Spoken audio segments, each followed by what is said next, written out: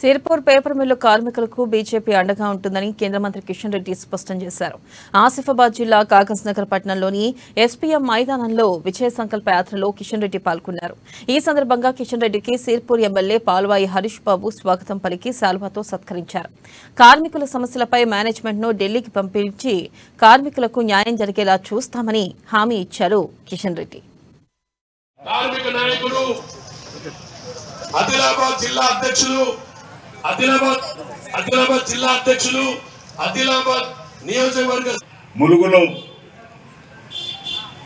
సమ్మక్క సారక్క తల్లులే ఆశీస్సులు తీసుకొని అక్కడి నుంచి నేరుగా నేను ఇక్కడికి రావడం జరిగింది.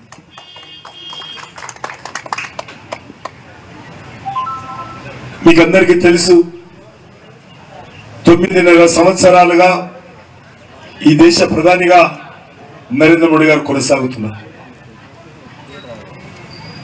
అంతకుముందు 10 సంవత్సరాలు కాంగ్రెస్ పార్టీ పాలన మన్మోహన్ సింగ్, సోనియా గాంధీ నేతృత్వంలో ఉండేది. మరి ఈ 9.5 సంవత్సరాల్లో నరేంద్ర మోడీ గారి పాలన ఏ రకంగా ఉంది, గతంలో ఉన్నటువంటి 10 సంవత్సరాల పాలన ఏ రకంగా ఉందో మీరు అర్థం చేసుకోవచ్చు. 2014లో